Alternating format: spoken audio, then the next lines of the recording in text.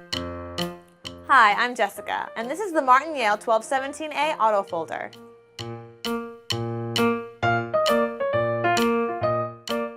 The 1217A AutoFolder can perform 6 different types of paper folds, each with their own unique applications. Here's how it works. The first step is setting up the fold type by lining up the paper stops on both the front and rear fold tables. You can use the folding chart on the exit tray for easy reference.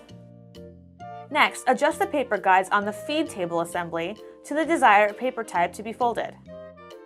Make sure to first jog and fan the paper before placing it into the feed table assembly. Finally, turn on the machine by pressing I parentheses on the rocker switch for momentary on-off operation and I for continuous operation. For reverse operation, press and hold both rocker switches where indicated on the machine. The unit will begin folding and ejecting the folded paper out through the front and collect it into the exit tray. Take on bigger folding jobs by adding the Martin Yale 1217A AutoFolder to your cart today.